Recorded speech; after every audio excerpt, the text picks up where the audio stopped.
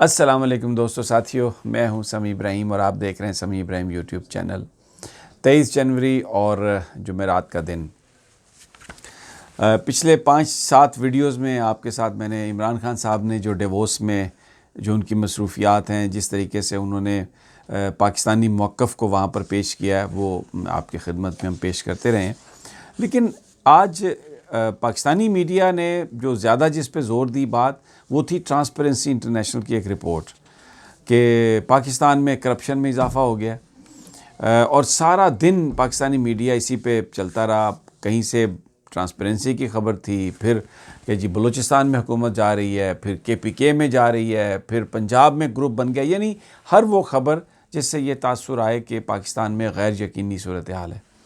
लेकिन मैं अभी आपको जो ख़बर बताने जा रहा हूँ, अभी जो चीज़ मैं आपके साथ शेयर करूँगा, वो मैं आपको ये बताना चाहता हूँ कि ये जो सारी तंजीमें हैं इंटरनेशनल और जो इंटरनेशनल अखबारात हैं, ये अपनी सिक्योरिटी एस्टेब्लिशमेंट से पूछ कर सब कुछ करते हैं। अपनी नेशनल सिक्योरिटी को प्रमोट करने के लिए ये चीज़ें छापते हैं और बेसिकली ये इस्तेमाल होते हैं एक बयानिया देने के लिए।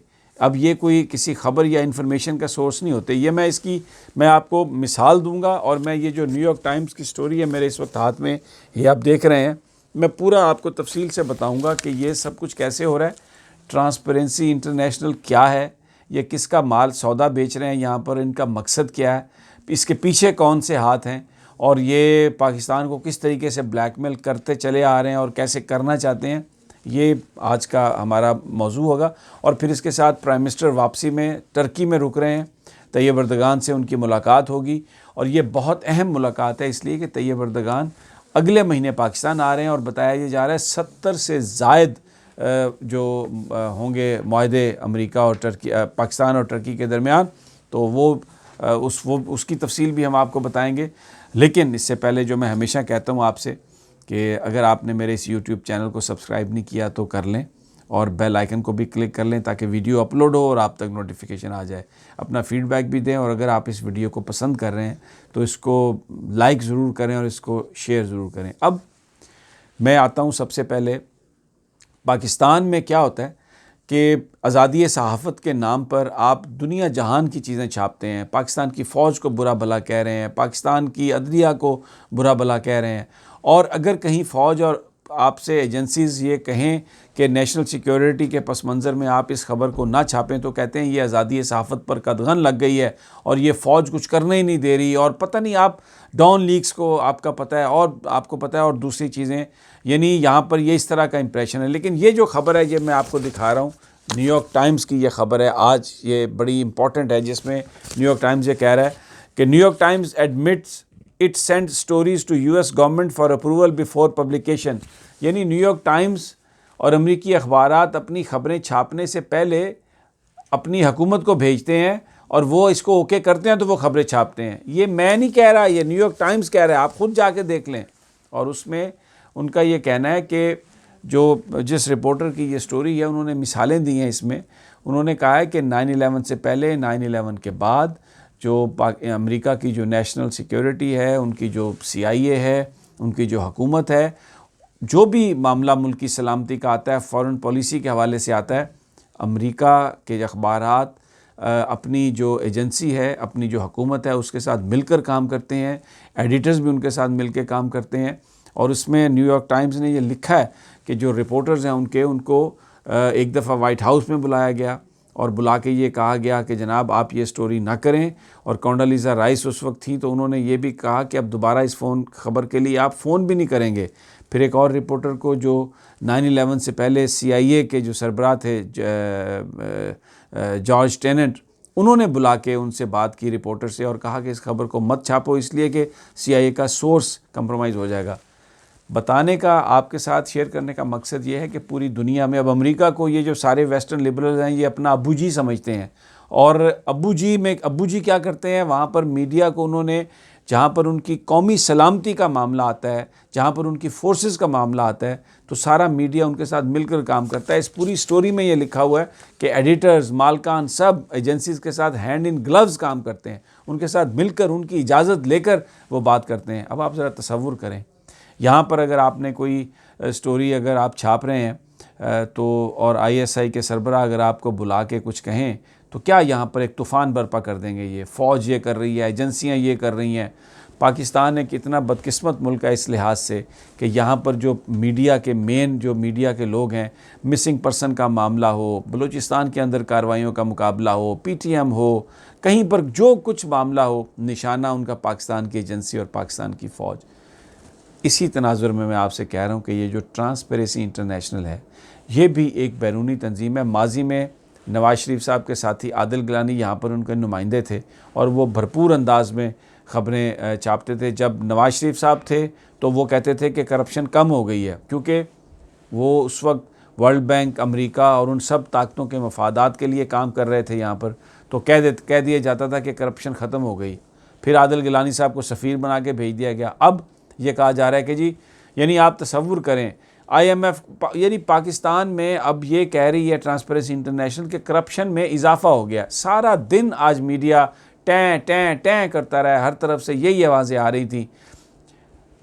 और ये जो ट्रांसपेरेंसी इंटरनेशनल है, इसको कौन कंट्रोल करता है? इसको वो जो बज़ाहिर एक इंडिपेंडेंट बॉडी है, लेकिन वो सारी की सारी वर्ल्ड बैंक के वो लोग हैं। तो वर्ल्ड बैंक को कौन कंट्रोल करता है? अमेरिका कंट्रोल करता है। तो इस वक्त क्या किस बात का दबाव डाल रहे हैं पाकिस्तान पर कि CPEC को छोड़ दें? किस बात का दबाव डाल रहे हैं कि कश्मीर पर आप जो पाकिस्तान अपना स्टैंड है उसको छोड़ दें और पाकिस्तान की फ़ौज को कमज़ोर कर दें? कितना इन्होंने तमाशा लगाया है आर्मी चीफ़ के जो उनकी जो रीअपॉइंटमेंट या एक्सटेंशन थी उस पर। यानी इंडिया ने इस मामले को इस तरह से हल किया कि एक हल्का सा उन्होंने अपना जो आर्मी एक्ट था उसमें तब्दीली की और सारा काम हो गया। इधर आप देखें पटिशन्स आ गई, सुओ मोटो आ गए, अदालतों के रिमार्क्स, यहाँ तक अदालतें कह रही हैं, अदालतों के अंदर से ये बात हो रही है कि जनाब कोई प्राइवेट आदमी भी आर्मी चीफ़ बन सकता है। और वो जो राही साहब थे उनसे भी कह दिया गया कि जनाब आप भी आर्मी चीफ़ बन सकते हैं। अब ये सारे का सारा जो ये सब कुछ, और ये छपता है पाकिस्तान में, मीडिया छापता है इन चीज़ों को। अमेरिका में, यूरोप में जो उनकी नेशनल सिक्योरिटी है, जो उनके कौमी सलामती के मामलात हैं, उस पर ख़बरें वो अपने इदारों से पूछ कर छापते हैं। मैं ये बातें इसलिए कह रहा हूँ, आपके साथ ये बातें इसलिए डिस्कस कर रहा हूँ कि ये वो चीज़ें हैं जिनको पाकिस्तानी हमारा जो मीडिया है उसको इनका ख्याल करना चाहिए, क्योंकि यही है वो फिफ्थ जनरेशन वॉरफेयर जिसके ज़रिए पाकिस्तान के इदारों को कमज़ोर करने की कोशिश की जा रही है। हमारे एडिटर्स को, हमारे एंकर्स को, हमारे कॉलमिस्ट को, सबको रिस्पॉन्सिबल होना चाहिए। और जो कौमी सलामती के मामलात हैं जिनसे हमारी कौमी सलामती, हमारा कैरियर, मुस्तकबिल वाबस्ता है, उन चीज़ों पर इस तरह से क्या सराही नहीं करनी चाहिए। और जो दिल में आए आप लिख दें और फिर उसके बाद आप कहें जनाब ये तो आज़ादी सहाफ़त है। ऐसी मदर पिदर आज़ादी सहाफ़त का कहीं कॉन्सेप्ट नहीं है। जहाँ पर आज़ादी सहाफ़त अपनी बेस्ट शेप में है, ये वहाँ का सबसे मोतबर अखबार है और ये बता रहा है कि हम सब वहाँ पर अपनी सिक्योरिटी के साथ मिलकर ये काम करते हैं। तो इसलिए जो चीज़ इन अखबारात में छप के आती है पाकिस्तान के बारे में, पाकिस्तान की फ़ौज के बारे में, अदलिया के बारे में, हम लोगों के बारे में, उस पर आंखें बंद करके आप यकीन ना करें। ये आप इसको ये समझें, आएँ बाएँ दाएँ इधर आप जो है ना देखें और इसको फिर परखें कि ये सारी क्या सूरत हाल है। इस वक्त निशाना है पाकिस्तान की फ़ौज, पाकिस्तान की एजेंसीज़। तो इसलिए जो भी मटेरियल मिलेगा, वहाँ से जो भी चीज़ें आएंगी वो पाकिस्तान के ख़िलाफ़ होंगी। उनके बयानात से, उनकी स्टोरी से मरूब होकर जब हमारे सियासतदान ये कहते हैं ना, हाँ जी हमें अपना घर ठीक करने की ज़रूरत है, हमें अपनी चारपाई के नीचे डांग फेरने की ज़रूरत है, तो ये वो बुनियादी तौर पर उन्हीं लोगों के पर्पस को सर्व कर रहे होते हैं, उन्हीं के मिशन को आगे ले जा रहे होते हैं। लेकिन बहरहाल इस वक्त जो गवर्नमेंट है वो एक स्ट्रॉन्ग गवर्नमेंट है, एक मुहिब्ब वतन पाकिस्तानी इस वक्त प्राइम मिनिस्टर हैं और वो किसी तरह के दबाव पर झुकने के लिए तैयार नहीं है। उन्होंने खुलकर जो वहाँ पर बात की है, मीडिया के हवाले से उन्होंने बात की है कि मीडिया को मत देखें, अखबारात को मत पढ़ें, ये मायूसी फैला रहे हैं पाकिस्तान में। और ख़ास तौर पर जो शाम के शोज़ हैं, जो टीवी एंकर्स हैं, इनके जो चैट शोज़ हैं, जो टॉक शोज़ हैं, इसमें क्या होता है सवाए मायूसी के और सवाए ये बताने के कि पाकिस्तान ख़त्म हो रहा है या पाकिस्तान बुरी तरफ जा रहा है, इसके अलावा और कुछ नहीं है।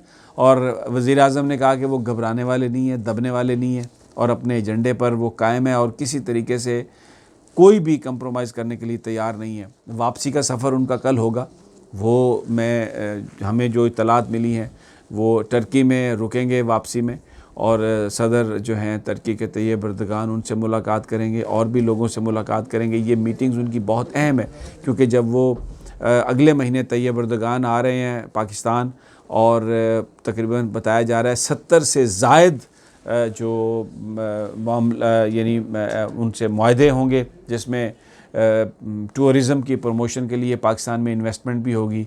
टर्की पाकिस्तान को हर शोबे में मदद देने के लिए तैयार है, और वहाँ पर जो बड़ी बड़ी कंपनियों के साथ जो प्राइम मिनिस्टर ने मुलाकातें की, उसमें कोका कोला भी है और भी बहुत सारी जो कंपनीज़ हैं उनके CEO से मुलाकात हुई है, और ये कहा कि आप पाकिस्तान में इन्वेस्टमेंट लेके आएँ। अब थोड़ा सा ज़रा मैं डोमेस्टिक जो यहाँ पर सिचुएशन है